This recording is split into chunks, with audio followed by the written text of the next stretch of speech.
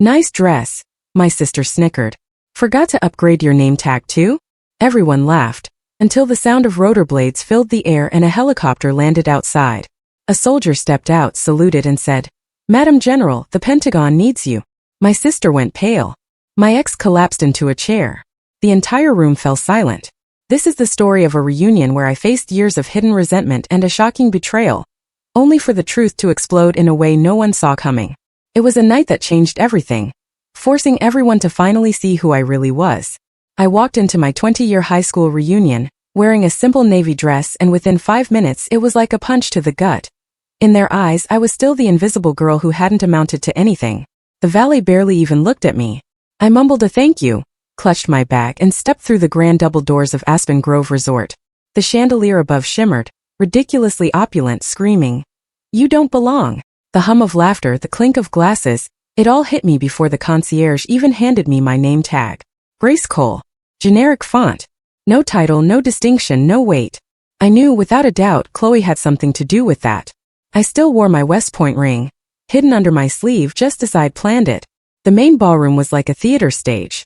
Long ivory tables, ridiculous crystal centerpieces, and a 6-tier cake practically glittering. A huge screen played a slideshow of memories.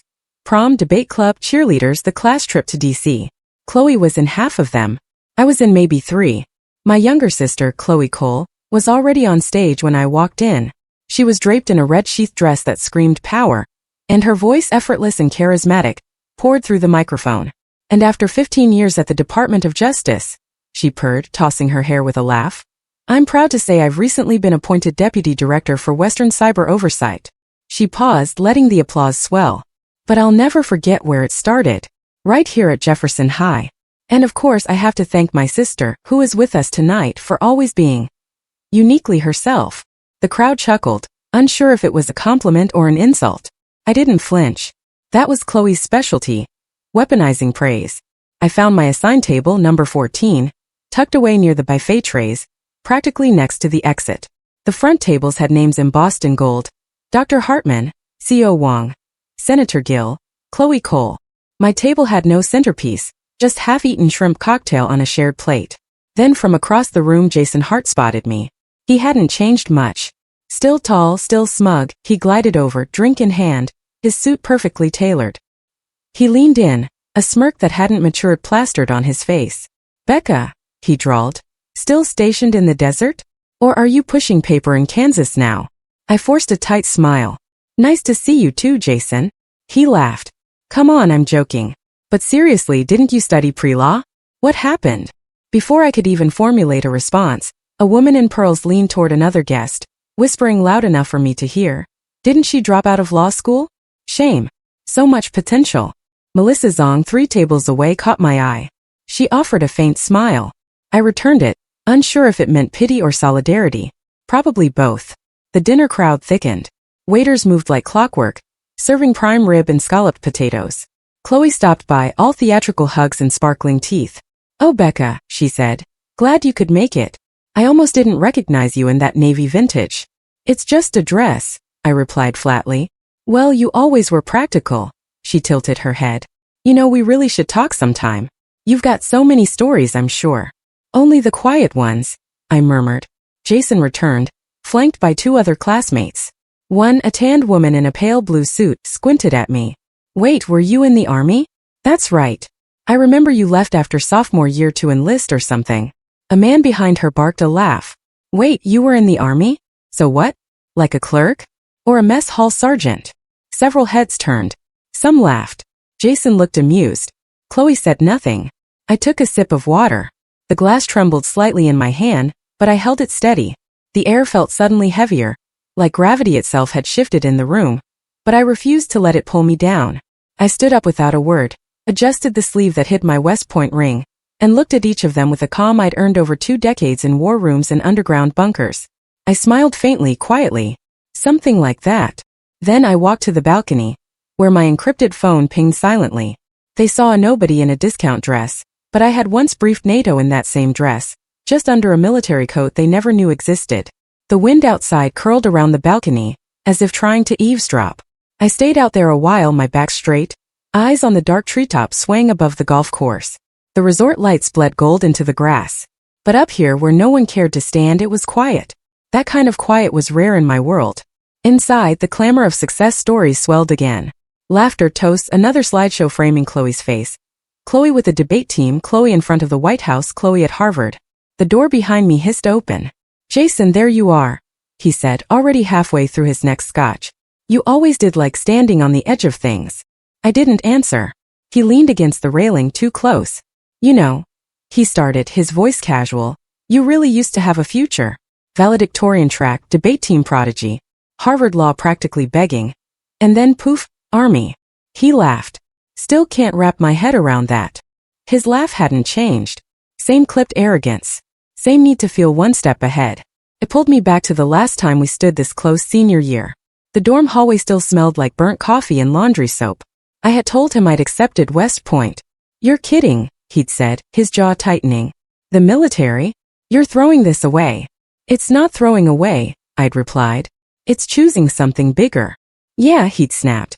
"Bigger than me." And then he walked out. No goodbye, no call, just vanished. Now, 20 years later, here he was again, still resenting a choice that had nothing to do with him. "I didn't disappear, Jason," I said, my voice calm. "I just stopped explaining myself." He scoffed. "You always did like cryptic answers." I turned to go, but he caught my arm gently, just enough to make me stop. "You could have been someone, Grace." I looked at him. "I am someone, just not someone you'd recognize." Before he could answer, the door swung open again. "Chloe! Jason!" she called, that faux breezy tone she used when she wanted to be overheard. "They're asking for the golden trio picture. Come on, for old time's sake." Her eyes flicked to me and her smile widened. "Oh, Becca, didn't know you were still here. Thought you might have ducked out early like usual." Jason dropped his hand from my arm. Chloe approached, looping her arm around his like it had always belonged there. "Anyway," she continued, brushing a non-existent speck off Jason's jacket, "everyone's dying to know what our class's only DOJ appointee and its most successful real estate developer have been up to." I told them. "You two are still deciding who wins the power couple crown." She laughed. But there was something pointed in her glance at me. Jason chuckled awkwardly, clearly unsure whether this was flirtation or performance. Chloe's eyes sparkled. "And Grace, what are you up to these days?" "Still somewhere hot." "I'm in transition," I said simply. "Oh," she said with mock concern. "Not out of work, I hope." "I manage fine," I replied. "Just not from behind podiums." She tilted her head.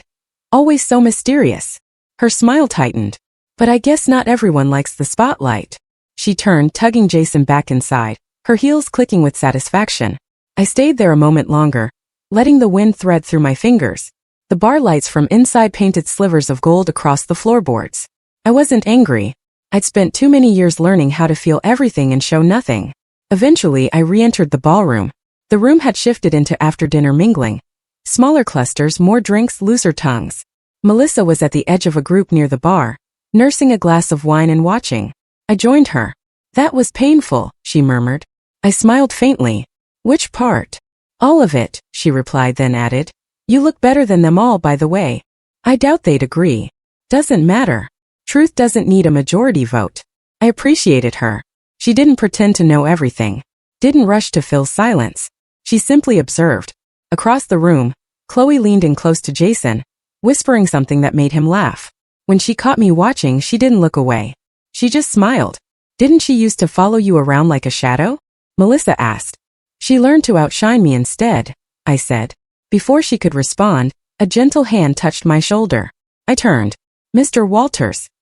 He looked older, gray hair, thinner frame, but his eyes were just as sharp as they were when he taught AP history.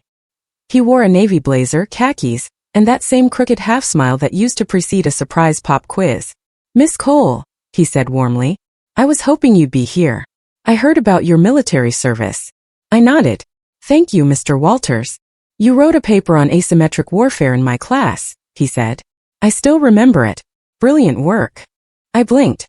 That paper had been a late-night act of defiance, written after a phone call with Jason had left me in tears. "I remember," I said softly. He leaned in slightly, his voice lower. "Tell me, did you ever serve in Ghost Viper?" "I've heard things. They thought I disappeared into obscurity. In truth, I disappeared into national silence." I locked the hotel room door behind me and exhaled slowly, letting the buzz of the reunion fade into a faint thrum beneath the thick walls. The room itself was unassuming. Faux crystal lamps, cream-colored carpet, a folded bathrobe on the bed. It looked like it could belong to any guest. That was the point. I slipped off my heels, crossed the room, and reached under the hanging navy dress bag. Beneath it, nestled inside a black hardshell case with no markings, was the reason I still woke up every day with purpose. I flicked open the latches. The interior glowed faint blue. A fingerprint scan, retinal scan, voice confirmation. Cole, Grace. Clearance Echo 5. A soft chime. Then the screen lit up. Secure comms online. A flurry of data populated the display. Threat indicators. Unresolved protocols. Project Merlin status. Active breach containment. I skimmed the latest assessment. 4 red zones.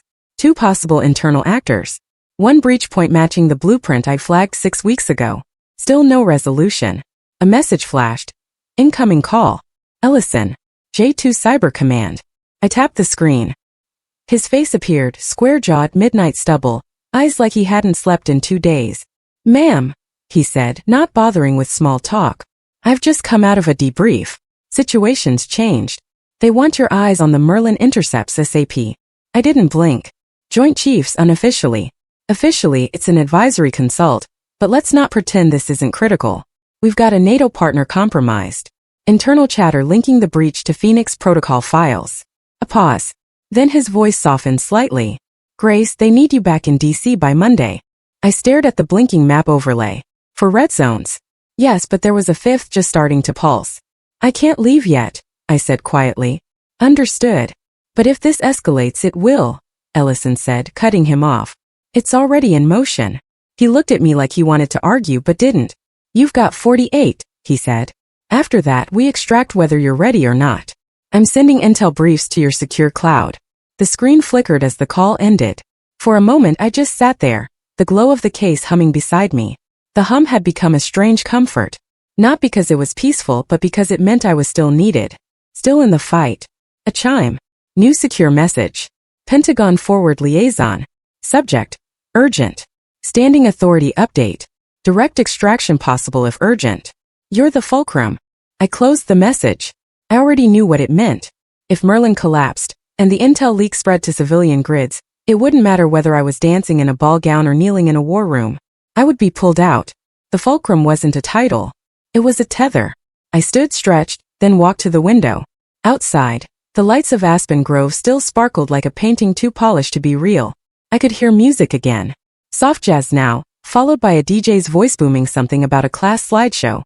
20 years ago, I'd sat in that auditorium with Jason, Chloe, and Melissa, listening to our valedictorian speak about legacy. I remember clapping politely, even smiling for the yearbook photo. I never imagined my legacy would be silence. 15 years ago, Ghost Viper deployed on a mission so sensitive we burned every scrap of planning material afterward. We succeeded, but at a cost. 3 agents never came home. Their names didn't make the news. I gave the final go order on that op. I was the youngest to do so. No medal, no citation, just a single line in an encrypted server. Operation completed. No attribution. Debrief sealed indefinitely. I carried those silences like medals no one could pin. Now they needed me again. I turned from the window and began to pack. Not much, just the case. 2 devices. And a dress uniform folded beneath a false bottom panel in my suitcase. My fingers lingered on the coat sleeve where a single silver star rested just above the cuff. I didn't plan to wear it yet. Not until I was ready. I had one thing left to settle before I left. 48 hours. Outside, the music from the reunion resumed. I looked out and murmured, "One last night in the shadows." I wore no medals, but I carried more scars than anyone in that ballroom. The ceiling of the grand ballroom shimmered with thousands of glass fragments, casting golden specks over polished tables and champagne flutes. The room buzzed with rehearsed nostalgia and curated success, like everyone was performing a role they had waited 20 years to play. The class of 2003 had aged into its power suits and practiced laughter. I sat near the rear again, table 14, flanked by 2 former varsity swimmers, now in venture capital, and a woman who ran a skincare empire out of Beverly Hills. None of them remembered my name. They smiled politely, then turned back to each other. I didn't mind. It was safer this way. The band hushed. The MC, a balding man with a booming voice who had once been the prom DJ, stepped to the microphone. He beamed. "Our highlight of the evening. The 2003 Most Distinguished Alumni Award. The votes were unanimous this year. She's smart, accomplished, and a rising star in federal service. Please welcome Deputy Director Chloe Cole. The applause was thunderous. Chloe ascended the stage like it was built for her. Her scarlet dress caught the spotlight perfectly. She took the mic with both hands, pausing long enough for the room to still. She didn't look at me, but her voice reached every corner. Thank you all. I'm honored and a little stunned. I mean, I'm just doing my job, but I guess over time we see who rises, who leads, and who simply watches from the wings. Laughter measured, polite. She continued, I want to thank my mentors, my team at the DOJ, and of course my high school teachers, especially those who encouraged ambition over conformity. They taught me that serving is admirable, but leading, that's where real change happens. Another ripple of applause. She smiled as if she just solved a riddle, then added, I think we all know someone who chose to fade into the background, and that's okay. Not everyone wants or can handle the light. I didn't move. My face didn't flicker, but I saw Melissa look at me from across the room. Not with pity, but with something sharper. Disbelief. Jason, a few tables up, stood with his wine glass raised. To Chloe, he declared. Our own Iron Lady. Proof that leading from the front beats hiding in the shadows. Unless you're peeling potatoes on a base in Nebraska. That got a laugh, even from people who didn't understand the reference. They just followed the rhythm. Chloe smiled modestly, as though the toast embarrassed her. Melissa didn't clap. I looked at her again. She was biting her lip. The MC returned. Let's hear it for Chloe. And hey, any generals in the room tonight? No? Guess not. Well, maybe next reunion, huh? Laughter again. I rose quietly. No one noticed. I slipped between tables, my heels silent on the carpet. Jason called out after me. Hey Grace, wait. I didn't mean. I kept walking. There was nothing left for me to hear. The hallway was cooler, dimmer, far from the lights and curated memories. I moved past framed photos of our senior year, homecoming, theater plays, awards nights, and into the vestibule where the air held less expectation. Outside, the night wrapped around me like armor. The sky above Aspen Grove was velvet black, punctuated by stars I hadn't seen for days. I took a breath. Then my encrypted phone buzzed in my clutch. Extraction cleared. H-lead 6 minutes. They said my life had amounted to nothing. But then the sky began to shake. I stood alone near the edge of the lawn, past the clusters of fairy lights and string quartets, past the perimeter where the photographers had stopped shooting and the voices had begun to soften into polite, well-oiled networking. Beyond the trellises, the night was quieter, cooler. My heels pressed gently into the damp grass, and I tilted my head upward to watch the stars. For a moment they reminded me of the sand-colored nights overseas, of field maps lit by filtered moonlight, of a silence that meant danger, not dismissal. Behind me, the echoes of the reunion still clung to the air. Chloe's acceptance speech, Jason's wine-soaked joke, the MC's final laugh. In their eyes, I had exited the story already. Unimportant. Forgotten. I once told Melissa years ago in passing, I don't need them to clap. I just need them to see. I hadn't meant for that moment to arrive this way. The wind shifted. A low rumble started, soft at first, barely distinguishable from the ambient hum of generators and distant traffic, but it grew. Waiters paused mid-step. Someone looked up. A few guests glanced around, puzzled. Then the lights on the grass flickered. White dots replaced by harsh, concentrated beams from above. A sound cracked through the air like thunder splitting sideways. People gasped. Trays dropped. Glass shattered. Napkins flew. From the northern tree line, a dark form emerged, angular, exact. A military helicopter, matte black, slicing the sky with precision. Its rotors thundered as it hovered above the lawn lights, blazing into the crowd. Screams of confusion. Phones out. Someone yelled. What's happening? A mother pulled her child close. Jason shielded his eyes. Chloe's champagne flute tilted, spilling gold down her dress. The helicopter began to descend, rotors kicking up a cyclone of leaves and petals. Guests stumbled back as hair and ties whipped in every direction. The string quartet stopped playing. Cameras flashed, not out of joy now but confusion, fear. Then it landed. The door opened. Colonel Marcus Ellison stepped out in full dress uniform, ribbons gleaming under the floodlight. His boots crunched the gravel path as he crossed the lawn, high pace, unhurried. He didn't glance at the crowd. His eyes were locked on one thing, me. I didn't move. I stood straight, arms at my sides, the wind pulling slightly at my navy dress. For the first time that night, I didn't feel underdressed. I felt exactly as I needed to be. Ellison stopped 3 feet away, squared his shoulders and saluted, crisp, deliberate, impeccable. Then he spoke, his voice projected over the stunned silence. Lieutenant General Cole. Ma'am, the Pentagon requires your presence. Immediate briefing. The words hit the air like a detonation. Someone gasped. Another dropped a phone. A wine glass shattered. I heard Jason's voice behind me, barely above a whisper. No? What? Chloe stumbled back a step. Her mouth froze open, her eyes wide and glassy. Melissa was the first to move. She stepped forward, breath caught, then whispered just loud enough to carry. Oh my God, Grace. They all froze as Ellison said the words. Lieutenant General Cole. I had never spoken my title aloud in public, but now it roared through the silence like thunder. The last vibrations of the helicopter blades rumbled through the earth like an aftershock. The air had gone still again, but not silent. This was the quiet of stunned disbelief, of neurons failing to catch up to what eyes had just seen. Colonel Ellison handed me the folder, black embossed, sealed. His voice dropped just enough for only me to hear. Target movement confirmed 2 hours ago. Pentagon wants eyes on intercept recommendations. Merlin's window is narrowing. I nodded once. Anyone dead? Not yet, but that won't hold. From behind him, I heard Chloe's voice crack through the frozen silence. Wait. Did he just say, General? All eyes shifted to her. She stood barefoot now, having lost a heel in the chaos, clutching her clutch like a lifeline. Her dress sparkled beneath the floodlight, but her face was losing its sheen fast. Grace, she repeated, her voice rising. You're in the military, but I thought I was peeling potatoes in Nebraska, I said calmly. Jason stumbled forward, still gripping his wine glass like it might anchor him. I didn't know, he said. General. I had no idea. I thought you dropped out. Law school, West Point. I didn't even.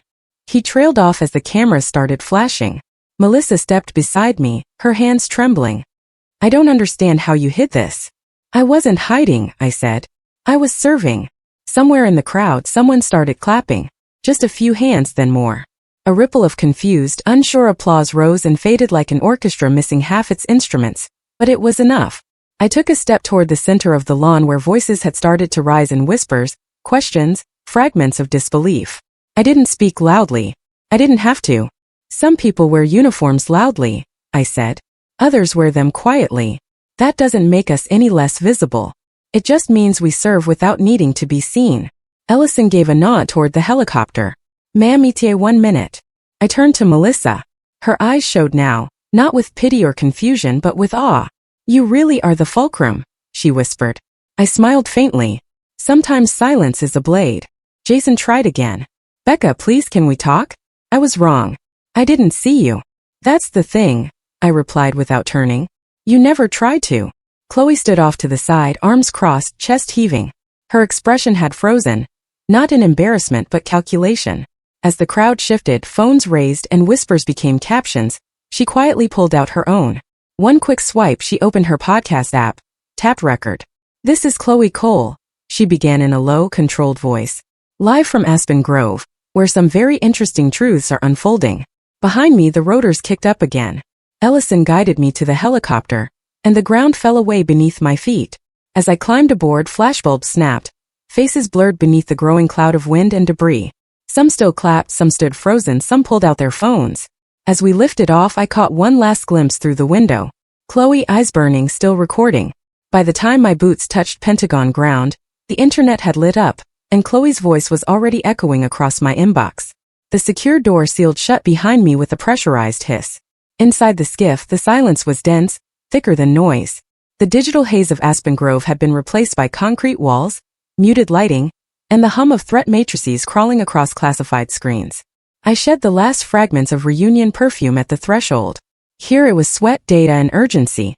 Colonel Ellison briefed me while walking briskly past rows of terminals. I was already scanning the contents of the secure tablet he'd handed over. Logs from a breach surge near a Baltic server farm, half-matched encryption markers, suspected disinformation clusters tagged Merlin adjacent. General Monroe's waiting, he said. I didn't pause. We turned into the operations suite. At the end of the room stood Monroe, imposing, unreadable, his chest adorned with a full career's weight in ribbons. Cole, he said, voice taut. I've seen the chatter both from inside the wire and outside. You're still good. I'm focused, sir. Good, because I need your eyes on the disinformation vector. This one's political and personal. He passed me another dossier. A projection flicked on behind him. Maps lighting up in pulses, timelines crossing with hashtags. Last 48 hours, he said. Merlin's breach patterns correlate with the sudden viral trend involving your name. Civilian networks picked up a podcast that blew your profile wide open. I stiffened. Chloe. Correct. The episode's called My Sister, the Myth. Released less than 12 hours ago. Already re-uploaded by 24 alt media channels. I didn't need to listen. I knew the cadence of her voice, the precision of her passive aggression. We need to talk about military narcissism, she'd once joked years ago over wine. Now she was building a brand around it. Monroe continued. She accuses you of weaponizing rank for validation, calls your Pentagon presence a narrative move, claims you ghosted your own family, and now return in full uniform to steal the spotlight. And the public? I asked. Split, he replied. You've got veterans calling her ungrateful. But influencers are picking it up. TikTok edits, Reddit debates, hashtags trending. Hashtag shady sister in shadows, hashtag real grace, hashtag warrior or PR. I exhaled slowly. Sir, I'd prefer not to engage. You don't have a choice, he said. The civilian info ecosystem has become a secondary battlefield. If someone's tying your name to Merlin, it's not just gossip. It's an opportunistic chaos vector. I nodded. Understood. He looked at me, something unreadable flickering in his expression. You know who you are. Just don't let them redefine it for you. Back at my desk in the secondary skiff hub, I scanned my secure inbox. There were over 90 media requests. Anderson Cooper, The Atlantic, even a satirical late-night host who wanted me to read mean tweets in uniform. I ignored them all. Below the requests came the other flood. Comments, hate mail, DMs calling me a fraud. Accusations that I faked my rank for a public stunt. Some even said I was an actress, not a general. One video looped me stepping into the helicopter. The caption, Deep State Cosplay. I rubbed my temples. A red alert pinged on my screen. Civilian disinformation sensor flagged Grayskull as active target. Risk level 4.5. Initial vectors traced to pseudonews outlet Citizen Circuit. Source uploaded hours after podcast drop. She hadn't just called me out. She'd fed me to the wolves. I stared at the screen. Chloe didn't understand what she'd unleashed. Or maybe she did. A message pinged from my personal line. Melissa Young voice note 107. I hesitated, then pressed play. Her voice came through low fast. You need to hear this, Grace. I just talked to Jason. He told me something about Chloe. Something she deleted years ago. I think it's connected to what's happening now. You need to know. I thought silence would shield me. But sometimes silence gives liars all the room they need. The windows of my temporary DC office looked out over the Pentagon's inner courtyard, but the view offered no relief. Everything felt too bright, too sterile. The walls were lined with framed commendations and a clock that ticked with military precision. But time didn't feel linear today. It bent, curled around memories I hadn't unpacked in years. Jason sat across from me, his knees bouncing slightly. He was wearing a suit, but his tie was loosened and his expression was frayed. I should have told you sooner, he said. I should have said something back then. But honestly, I didn't think it mattered. I watched him carefully. He looked like a man about to confess to something bigger than he could contain. She came to me right after you enlisted, he said. Chloe. She said you had asked the school to keep your name off the alumni honors list, that you didn't want the attention. I didn't question it. I tilted my head. You didn't think it was strange? He hesitated. I did, but it was Chloe. She was always so certain, so composed. She made it sound like she was protecting your wishes. She even forwarded an email chain to the school board asking for the removal of your name.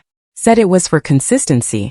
That since you'd left the Ivy League path, it might confuse the narrative. The narrative? I repeated, the words slicing through my teeth like glass. He looked ashamed. I didn't respond to the thread. I didn't stop it. I just let it happen. I stood slowly, walked to the file cabinet behind me, and placed a hand on its cold metal edge. Something inside me wanted to scream. But training teaches you to wait, to observe, to strike with purpose, not impulse. She erased me, I said softly. Not just from dinner tables or party invites. She erased me from history. Jason looked down. That's not all. A knock at the door. Melissa stepped in, holding a folder with both hands like it weighed something sacred. I found it, she said, walking in. The nomination form. Your Medal of Honor file from 2018. I stared at it. I thought the board never submitted it. They didn't, she said. But not because of bureaucracy. She opened the folder and slid out a printed email, old, grainy, but readable. At the top was Chloe's name, her DOJ address, and her signature at the bottom. Subject: Medal of Honor Submission. Lieutenant Jenna R. Cole. Note: General Cole has expressed a strong desire for anonymity. Please do not pursue further recognition without direct consent. My jaw tightened. I never wrote that. I know, Melissa said. But she had access and she was your emergency contact at the time. I blinked. The weight of it pressed into my ribs. Melissa added, she told the nomination committee you'd withdrawn your consent. The board dropped it without ever contacting you. Jason's voice was hollow. She didn't just remove your name from a list. She removed your name from legacy. I turned away, swallowing a sudden sting in my throat. It wasn't just jealousy or rivalry. Chloe had crafted a version of me so small, so invisible that even my victories vanished under her approval. A soft vibration buzzed from Jason's phone. He checked it, frowned, then looked up at me. She's planning something worse, he said. Chloe's organizing alumni. She's calling it a restoration effort. A vote to block your new nomination from going through. Says it's all to protect the integrity of the alumni brand. I met his eyes. She's rewriting the past, I said. But I'm still here and I still remember. Being forgotten is one thing. Being rewritten, that's war. The reunion auditorium smelled faintly of lemon polish and old carpet. The scent of manufactured reverence. Rows of folding chairs had been neatly arranged, adorned with maroon ribbons and tiny gold seals bearing the crest of the class of 2003. On stage, a banner read, Legacy and Leadership, celebrating 20 years of excellence. I stood at the back, arms crossed, my military blazer buttoned cleanly over a cream blouse. I hadn't been invited, but today wasn't about invitations. It was about presence. On the stage, Chloe adjusted the microphone. Her smile was precise, her movements rehearsed. She wore a tailored ivory suit and pearl earrings. To the untrained eye, she radiated poise. Success, she began, is not about medals or mystique. It's about showing up day after day. About building something others can trust. Applause rippled through the crowd. Alumni, current students, a smattering of media. Reporters scribbled notes. Camera phones flicked up. She continued. My sister once said she preferred to serve in silence, but silence can be misleading. Silence lets myths grow in the cracks of truth. A murmur rose.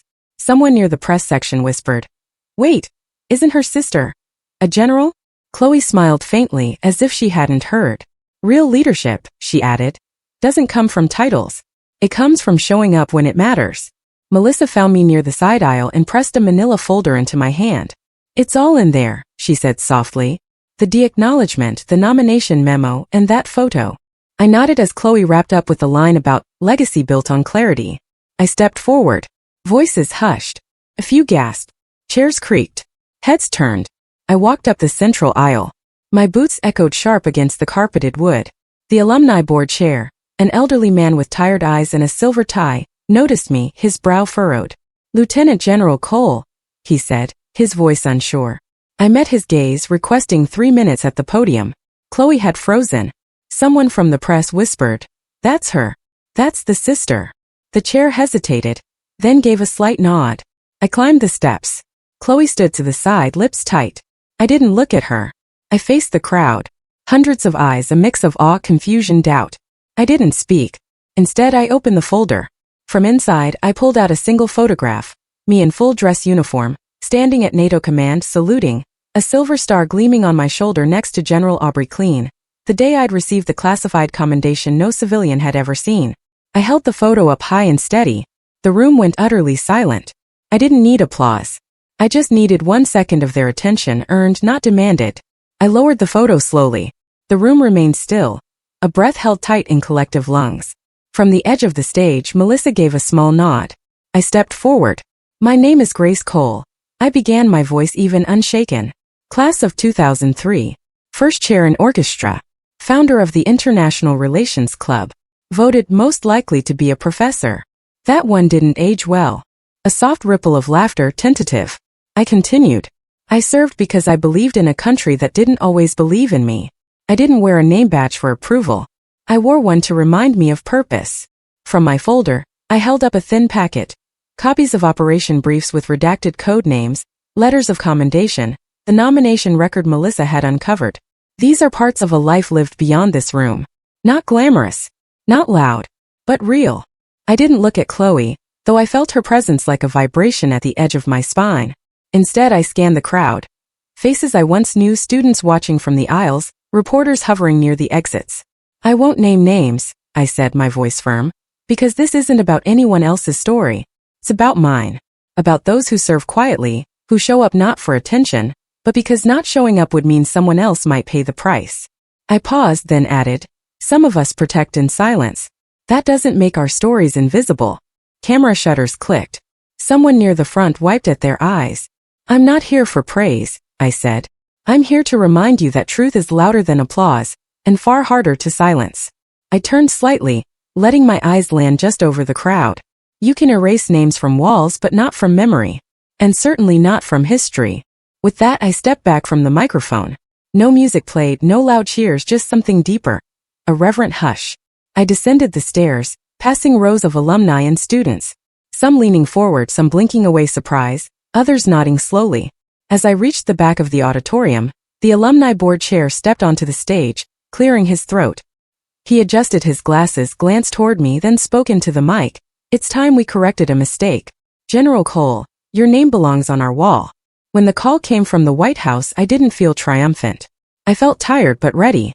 The early morning hum of the Pentagon was always the same. Hallways too wide, lights too white, footsteps swallowed in a rhythm of purpose. My office sat tucked behind layers of clearance. But that morning it felt strangely exposed, like the silence knew. Colonel Ellison entered without knocking, a rare gesture of respect. He carried a sealed folder, blue and gold, marked executive notification. He didn't speak at first, just placed it on my desk and stood back. I opened it slowly.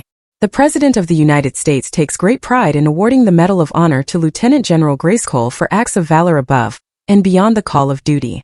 The words blurred slightly, not from emotion, at least not the kind people expected. I wasn't crying. I wasn't smiling. I was absorbing. It's public, Ellison said. Next week, South Lawn, full ceremony. I nodded. Who else knows? Media's embargoed until noon, but Melissa's outside. She knows. I looked out the glass. Melissa was pacing with her phone, earbuds, and scanning headlines. I opened the door and she spun around. Have you seen it yet? She asked breathlessly. The articles are everywhere. The silent general. She led. She vanished. She returned. Even the Post has a front page spread. She pulled out her phone. Listen to this quote. She carried the burden of command without ever asking for a podium. Now the country insists she stand on one. She looked up at me, eyes bright. Grace, it's happening. I managed a small smile. Feels strange. Strange, like I've been underwater for years, and someone just turned on the sun. Her expression softened. You earned this. Before I could respond, my secure line lit up. A presidential liaison officer came on the screen, young, polished, rehearsed. General Cole, he began. The president would also like to discuss a defense advisory role for civilian-military integration oversight. You'll receive formal documentation by week's end. I blinked slowly. Thank you. He nodded. And congratulations, ma'am. On behalf of the nation. After he disconnected, I stepped outside, not into the crowd, just down the side path behind the building where the night sky lingered a little longer in the shade. I walked without direction. Hands in pockets, boots silent on gravel. No cameras, no salutes, no one calling my name. Just breath and air and memory. Near a low bench I stopped, sat, looked up. So this is what being seen feels like. I whispered. Strange. The wind rustled nearby trees. Somewhere a distant car door slammed. When I returned to my quarters, the lights were still off. A small envelope sat on the floor, slipped neatly under the door frame. No stamp, just a name in elegant ink.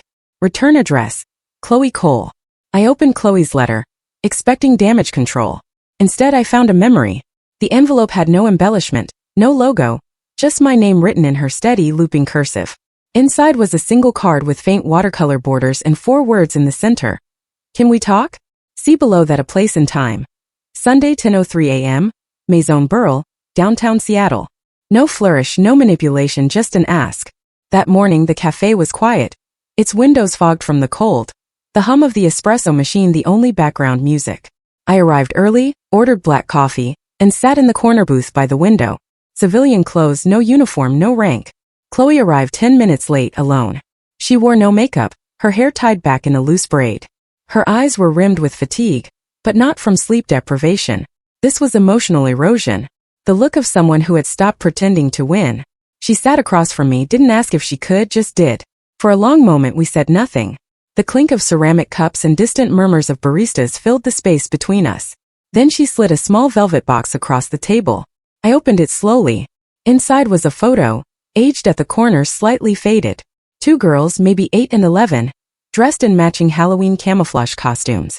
Both saluting, one grinning wide, the other smaller one staring dead serious at the camera. "You kept this?" I asked softly. "I almost threw it out 6 times, she replied. "But I couldn't." I looked at her. She wasn't performing. She wasn't building a narrative.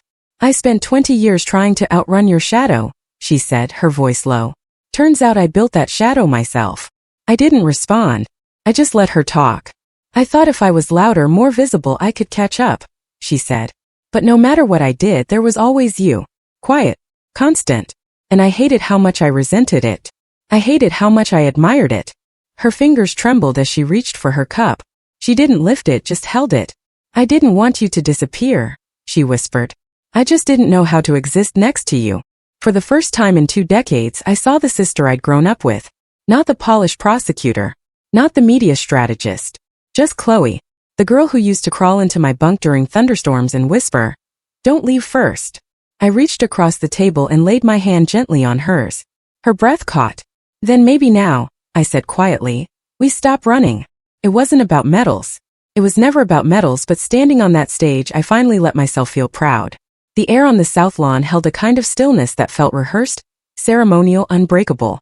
A white canopy stretched across the center of the space, flanked by rows of seats in tight military symmetry. Uniforms gleamed, flags fluttered. The orchestra played softly in the background, subdued, reverent. I stood at attention, my service blues immaculate. Every ribbon and bar aligned with years of silence. My gloves were crisp white. My spine a line of steel. Beyond the platform, hundreds of eyes watched. Cadets, generals, senators, and somewhere in the third row, Chloe sat beside Melissa. Hands clasped, face unreadable. She clapped with the others. No fanfare, just presence. The president, a man with an unshakable calm, approached the podium. "Today," he began, "we honor not just a soldier but a sentinel. A woman who walked through 20 years of conflict, diplomacy, and secrecy, not seeking fame, but protecting others from its cost." He paused, scanning the crowd. Lieutenant General Grace Cole chose silence. "But it is time we speak her name aloud. It is time we say thank you." The audience stood. Applause rang through the lawn, not thunderous but steady, grounded, earnest. He turned, took the blue ribbon from the box. With slow, practiced care, he placed it around my neck. The gold star gleamed in the spring sunlight. For the first time in a long while, I allowed my chest to rise fully. Somewhere in the crowd, a child clapped louder than the rest. A veteran near the back removed his cap and held it to his chest. As I turned to descend the steps, a young cadet in dress gray stood rigidly at the foot of the stairs. She couldn't have been more than 19. Her chin lifted slightly. "Thank you, ma'am," she said, saluting. I returned the gesture with a nod, saying nothing. I reached the podium again, this time for words.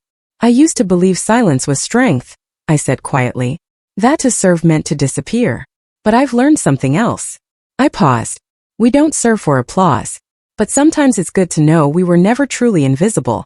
The applause came again, softer this time. Reflective. I turned back to the president, offering my hand.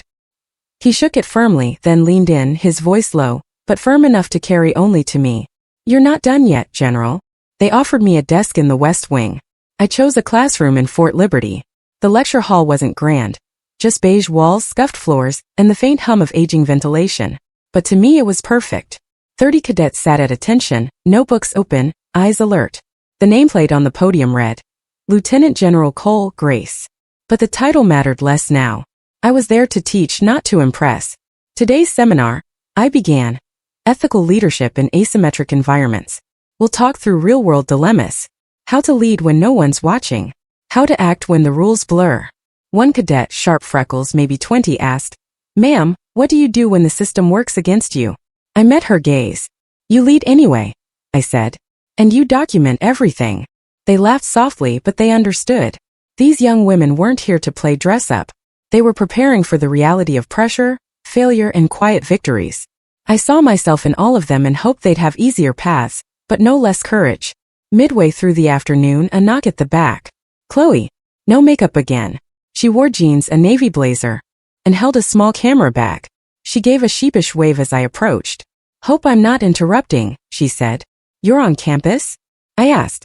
I'm working with a team on a docu-series, Women in Command. Thought I'd start where I should have started years ago. I raised an eyebrow. That's a long way from podcast snark.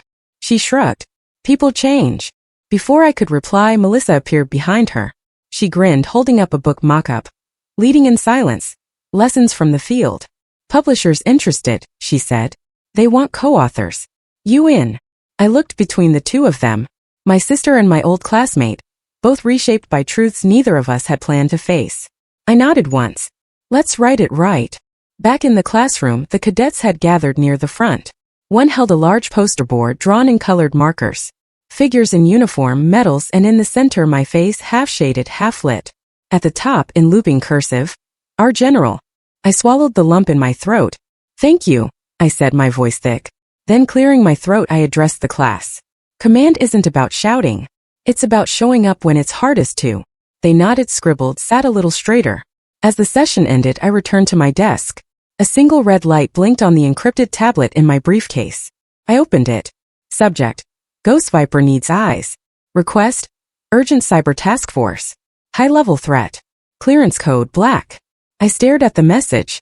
Heart still but ready. I didn't disappear. I was simply doing my job where you couldn't see me. The hallways smelled like freshly varnished wood and printer ink, new but familiar. The banners were maroon, the same color they'd always been, and the seal of the school shimmered in gold on the wall near the entrance. The Hall of Legacy was modest, quiet, just a stretch of corridor with nameplates carved in bronze and framed photographs beside them. I stood near the back, hands clasped behind my uniformed back. This time there was no stage, no ceremony, just a cluster of students in pressed blazers, a few faculty members in formal wear, and alumni lining the walls with quiet reverence. Chloe stood beside the podium, a single sheet of paper in her hands. She glanced up at me once, met my eyes, and then began. She served without needing to be seen, Chloe read, her voice steady. But now we choose to see her. Not for the rank, not for the medals, but because of what she stood for when no one was watching. A pause. She's my sister. And more importantly, she's someone I've come to learn from. She stepped down. I nodded slightly, not sure what else to do. Melissa was there too, in a navy dress and flats, her hands holding a well-worn copy of our book manuscript. She'd flown in the night before, promising to keep things simple and boring. And I had believed her, until she surprised me with a quote from our book, now printed in the event program. Leadership doesn't echo in applause. It echoes in choices. The crowd shifted as a cover on the plaque was lifted. My name. My class year. The simple phrase beneath it. Grace Cole. Integrity and silence. No titles, no decorations, just that. Faculty gave a short speech, something about conviction, about how real power comes not from being loud but from being lasting. I barely heard it. My eyes had drifted to the corner where 5 cadets stood in uniform, arms at their sides, proud and still. Melissa came up beside me as the crowd began to murmur again, snapping photos. How do you feel? She asked softly. I took a breath. Not deep. Just enough. It's not about being remembered, I said. It's about making sure the right things are. She smiled and rested a hand on my shoulder. From behind us, a voice whispered. She's the reason I applied. I turned slightly. One of the cadets, no older than 19, was nudging her classmate. Her eyes were wide, her face earnest. I didn't say anything. Instead, I stepped back from the plaque. Let them take the photos they wanted. Let them speak the words I'd once been denied. Then I walked out. The sound of my footsteps absorbed by the polished floor. No music. No cameras clicking. Just silence and meaning. For years, I believed my legacy would be silence. But in the end, truth roared louder than any lie. It was a roar earned quietly, through unwavering service, and it echoed long after the applause faded.